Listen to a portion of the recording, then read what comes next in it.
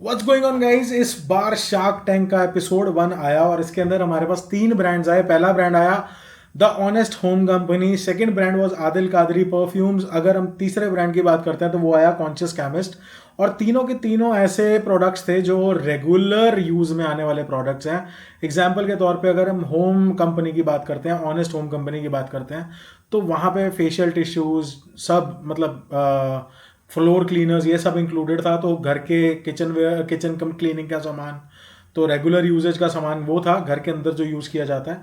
और अगर हम बात करते हैं आदिल कादरी की, तो Adil Qadri brand was a perfume brand जो कि एक बंदे ने शुरू करा था। लेकिन अगर मैं बात करूं वहाँ पे क्या कहते हैं कॉन्शियस केमिस्ट की, तो conscious chemist was a brand for the facial care, but वो केमिकल फ्रेंडली नहीं था।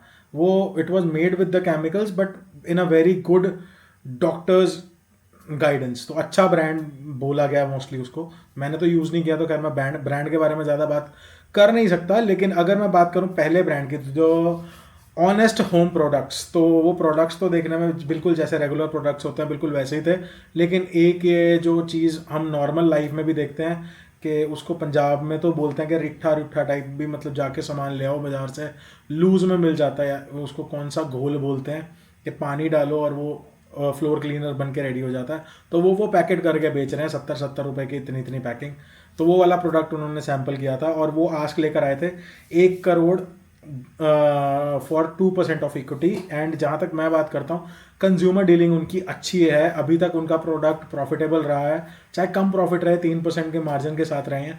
तो उनके पास ऑनलाइन ट्रेड का ज़्यादा एक्सपीरियंस नहीं है। अगर हम बात करें जो उसके ओनर थे, तो उन्होंने बड़ा क्लियरली बोला कि मैं सेल्स वाला बंदा हूँ, मैं ऑफलाइन ट्रेड में ज़्यादा बिलीव करता हूँ एंड मैंने ऑफलाइन में फोड़ा भी। और उन्होंने फोड़ा भी था, to be honest.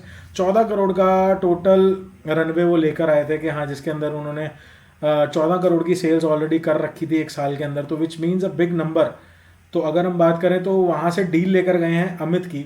And Amit car देखो के जो ओनर है, उनकी डील लेकर गए 1 करोड़ में 3% इक्विटी और 1% रॉयल्टी विद 1.5 करोड़। मतलब एक जो 1% रॉयल्टी है, वो 1.5 करोड़ की रिकवरी तक। मतलब ठीक है, अच्छी डील है यार। और अगर हम बात करें तो इनके बारे में, तो मेरे हिसाब से सही इन्वेस्टमेंट रहेगी अमित के तरफ से। बिकॉज उनको पता है कि ये बंदा ऑनलाइन कुछ करे ना करे लेकिन ऑफलाइन में पैसे रिकवर करके दे देगा।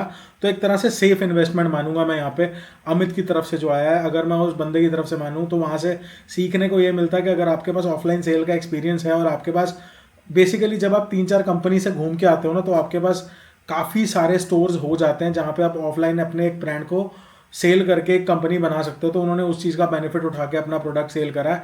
एंड ऑफलाइन और ऑनलाइन में जाने में थोड़ा टेक फ्रेंडली होना ज़्यादा ज़रूरी है, जो कि एक प्रॉपर बंदा जो ऑनलाइन वाला हो आपको गाइडेंस दे सकता है। तो एक को फाउंडर की उनको ज़रूरत थी, तो उस बेस पे अगर 1 करोड़ की डील मिली है तो भाई बहुत बढ़िया। और सिर्फ 3% इक्विटी गई है, तो which is totally not bad. और वो ब्रांड बिल्ड करना जानते हैं और वो कर रहे हैं, टू बी ऑनेस्ट। अगर साथ में अमित आएंगे तो इनका ही ऑनलाइन वाला मसला भी सॉर्ट हो जाएगा और वहाँ से जो सेल्स है वो डबल ट्रिपल होने के पूरे पूरे चांसेस है, क्योंकि प्रोडक्ट अच्छा बना रहे हैं, उसके बाद यूज़र फ्रेंडली बना रहे हैं, कंज्यूमर के हिसाब से बना रहे हैं। गेम चेंज होगी जब अमित आएंगे। प्रोडक्ट में भी कॉस्टली भी होंगे, वो थोड़ा एक्सपेंसिव भी बनाएंगे प्रोडक्ट को उस लेवल पे कंज्यूमर के लिए।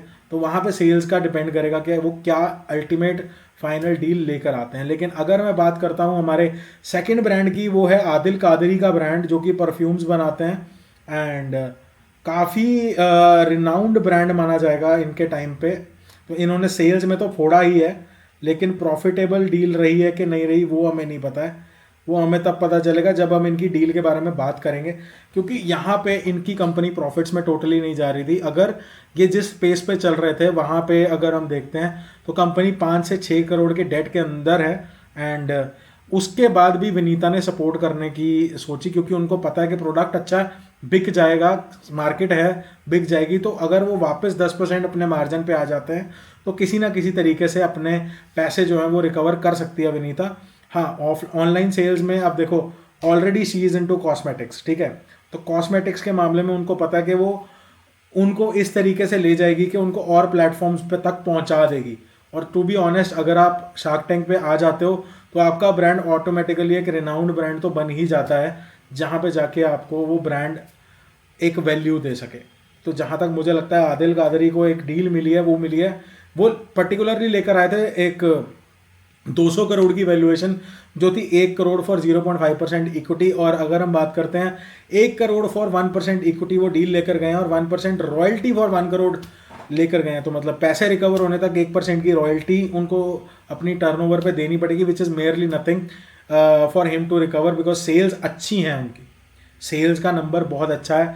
तो वहाँ पे विनीता के पैसे रिकवर हो जाएंगे, लेकिन विनीता 1% इक्विटी लेके उनको सपोर्ट यहाँ पे कर सकती है कि जब तक जो 1% रॉयल्टी वो दे रहे हैं वो तो रिकवरी का काम करेगा, लेकिन जो 1% इक्विटी है वहाँ पे आदिल कादरी को ये बेनिफिट हो जाएगा कि जहाँ जहाँ पे इस टाइम पे शुगर के प्रोडक्ट्स हैं वहाँ पे वो परफ्यूम्स भी पहुँचा सके in collaboration with Adil Qadri. तो सेल्स तो बढ़ेंगे, एंड अगले साल तक हो सकता है कि इनका ये जो इस टाइम पे लॉस मेकिंग बिजनेस है वो प्रॉफिट मेकिंग में शिफ्ट हो जाए, क्योंकि इस टाइम पे अत्तर का या परफ्यूम का बिजनेस बहुत अच्छा जा रहा है। एंड अगर आपके पास इस तरीके का टैलेंट है तो आप कर सकते हैं, क्योंकि ऑनेस्टली मैं आपको बताता हूँ, एग्जाम्पल के तौर पे एक बड़ा ही फेमस परफ्यूम है, इट इज़ कॉल्ड डिप्टिक टैमडाओ। वो शाहरुख खान यूज़ करते हैं अपने रियल लाइफ में, और साथ में वो करते हैं टेनवर आइकन। तो ये दो परफ्यूम को मिक्स करके शाहरुख खान यूज़ करते हैं। तो वो उन्होंने कहीं पे एक इंटरव्यू में बोल दिया था, उसके बाद काफ़ी परफ्यूम कंपनीज ने उन्हें उसकी सेम फ्रेगनेंस को कट डाउन करके 500 हज़ार रुपए के परफ्यूम्स में कन्वर्ट करा है। तो आज की डेट में ब्रांड के नाम के हिसाब से परफ्यूम नहीं बिक रहे, बड़े ब्रांड के जो परफ्यूम्स हैं वो इस तरीके की परफ्यूम कंपनीज बना के डायरेक्टली बेच रही हैं। तो वो चीज़ होती है, मैंने खुद ट्राई करा है ये वाली चीज़। तो परफ्यूम की मार्केट तो अच्छी है बेटा, मतलब 8-10 हज़ार की मार्केट है, 8-10 हज़ार करोड़ की। तो विनीता ने सेफ इन्वेस्टमेंट करी है, और जो लड़का है वो मार कहाँ पे खा रहा था, आदिल की अगर मैं बात करूँ तो वो मार यहाँ पे खा रहा था कि he didn't had that theoretical knowledge. वो practically SEO search engine optimisation में स्ट्रांग था, लेकिन उसके पास जो स्किल नहीं था वो ये था अपने आप को मार्केट करने का स्किल, जो स्टडी करके बड़ा कंफर्टेबली आ जाता है, या फिर काफ़ी सारे धक्के खा के। तो अगर एसईओ के थ्रू वो ग्रो कर रहा है तो वो ऑफलाइन मार्केट में कुछ ज़्यादा आगे नहीं जा रहा। तो अभी हम फिलहाल के लिए बात कर लेते हैं कॉन्शियस केमिस्ट की, जो कि एक मतलब कॉस्मेटिक ब्रांड बोल लो, मतलब विनीता क्या ही एक को ब्रांड बोल सकते हो, जिसमें सनस्क्रीन्स बना रहे हैं वो लोग, फेशियल क्रीम्स बना रहे हैं, वो सब हो सकता है। एंड अगर हम बात करते हैं यहाँ पे, तो उन लोगों ने जो यहाँ पे प्रोडक्ट्स दिखाए जजेस को, वो प्रोडक्ट्स पसंद भी आए, and they came up with the valuation of I think क्या लेकर आए थे, वैल्यूएशन देखना पड़ेगा, and they came up with a good valuation I think, but उनको डील नहीं मिली। उसका रीज़न इन्होंने ये दिया था कि you are already burning hard. तो अगर आप अपने प्रॉफिट छोड़ के, वो कहते हैं ना आगा दौड़ पीछा चौड़ वाला सीन, ये मतलब जो करंटली इस टाइम पे वो प्रॉफिट्स कमा रहे थे, थोड़ा ज़्यादा एम्बिशियस होने के चक्कर में ये लोग अपने प्रॉफिट मार्जिन्स बढ़ाने के चक्कर में थोड़े एसक्यूज और ऐड कर रहे हैं। ऑनलाइन में आप फोड़ रहे हो, लेकिन ऑफलाइन के चक्कर में आप और क्रेडिट में जा रहे हो, तो उनको थोड़ा फ्रेंडली नहीं लगा उस चीज़ में, तो वो आगे नहीं बढ़ पा रहे थे। लेकिन यहाँ पे मुझे ये लग रहा है कि एक बार के लिए अगर आप शार्क टैंक पे आ गए तो लोगों की नज़रों में तो आप ज़रूर आ गए हो, लेकिन कोई ना कोई बंदा इनको सपोर्ट कर देगा आगे बढ़ने के लिए। मेरे ख्याल से कॉन्शियस केमिस्ट कैन सर्वाइव। लेकिन अगर मैं जजेस की बात करूँ तो जजेस ने बड़ा क्लियरली बोल दिया कि they are not up for the deal at any point. तो वो बिना डील के यहाँ से लौटे हैं।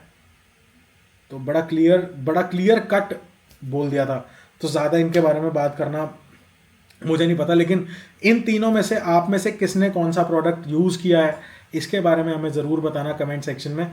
जहाँ तक मैं बोलूँगा, इस बार थोड़ा ये जो रॉयल्टी फैक्टर ऐड हुआ है सेल्स के अंदर या डील्स के अंदर, इसने थोड़े चांसेस और बढ़ा दिए हैं नए एंटरप्रेन्योर्स के लिए आगे बढ़ने के लिए।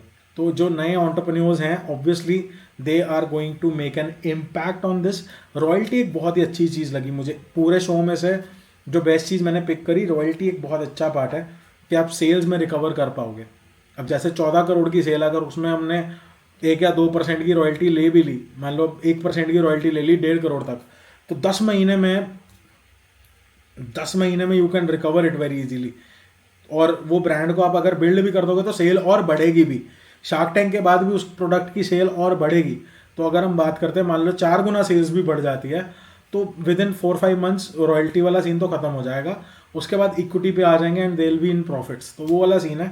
एंड अगर हम बात करते हैं, जो कि चीज़ मुझे एक्चुअली अच्छी लग रही है, इस बार इन्वेस्टर्स के चांसेस ज़्यादा आए हैं इन्वेस्ट करने के, क्योंकि रॉयल्टी वाला सीन है। लेकिन अगला एपिसोड इंटरेस्टिंग होने वाला है, क्योंकि मेरे फेवरेट एंटरप्रेन्योर आने वाला है, Deepesh Goyal, the owner of Zomato.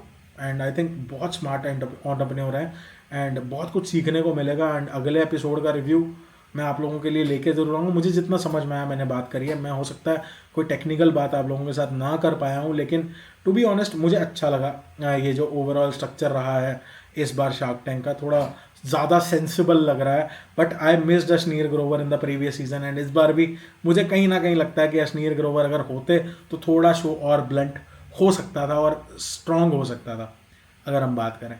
बाकी आपका क्या विचार है इसके बारे में? Do you want Ashneer Grover back in the scene और नॉट? मेरे ख्याल से अश्नीर अब खुद ही नहीं आएंगे, बट हाँ दीपेश गोयल आके क्या करते हैं वो देखना पड़ेगा। क्योंकि अमित जो हैं कार देखो वाले, वो भी बहुत ज़्यादा मतलब स्ट्रेट अवे हैं अपनी बातों के साथ, तो वो चीज़ अच्छी है। लेकिन जहाँ तक धंधे वाला दिमाग है, अगर मैं बात करूँ यहाँ पे, दीपेश गोयल आके क्या सीन चेंज करते हैं? क्योंकि एक प्रोमो के अंदर उन्होंने बोला कि 5 करोड़ वो इन्वेस्ट कर सकते हैं एक चीज़ के अंदर, तो मतलब वो एक बड़ा नंबर है। देखते हैं इस बार 5 करोड़ की डील कोई लेके जाता है कि नहीं लेके जाता।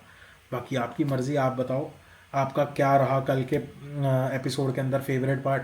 Please do tell me. और आज वाले एपिसोड का रिव्यू हम कल करेंगे, तो चैनल को सब्सक्राइब कर लेना। Will see you in another video guys. जय हिंद, मिलता हूँ बहुत जल्दी।